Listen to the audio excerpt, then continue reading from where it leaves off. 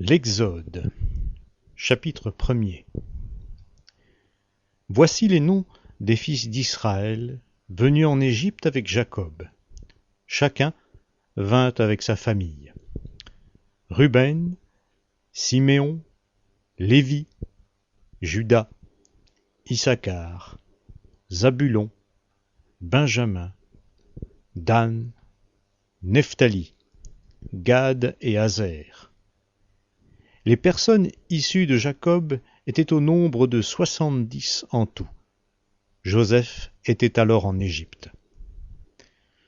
Joseph mourut, ainsi que tous ses frères et toute cette génération-là. Les Israélites furent féconds, proliférèrent, se multiplièrent, et devinrent de plus en plus puissants, et le pays en fut rempli. Un nouveau roi vint à régner sur l'Égypte, lequel n'avait pas connu Joseph. Il dit à son peuple : « Voilà le peuple des Israélites qui est plus nombreux et plus puissant que nous. Allons, montrons-nous habiles à son égard, de peur qu'il ne se multiplie. Car s'il survenait une guerre, il se joindrait à ceux qui nous haïssent pour nous combattre et sortir ensuite du pays. »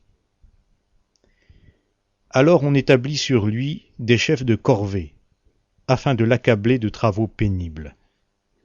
C'est ainsi qu'il bâtit pour le Pharaon des villes d'approvisionnement, Pithom et Ramsès. Mais plus on l'accablait, plus il se multipliait et s'accroissait. Et l'on eut de l'aversion pour les Israélites. Alors les Égyptiens assujettirent les Israélites à une servitude rigoureuse.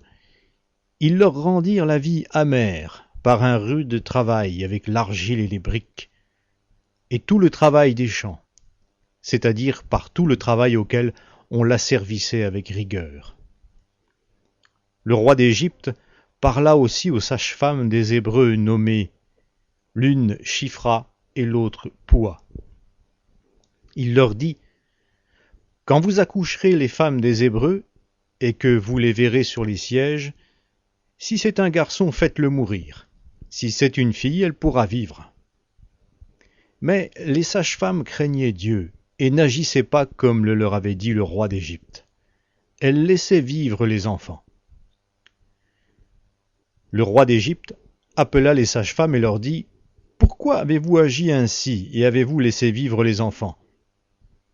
Les sages-femmes répondirent au Pharaon : « C'est que les femmes des Hébreux ne sont pas comme les femmes égyptiennes. Elles sont pleines de vie et accouchent avant l'arrivée de la sage-femme. »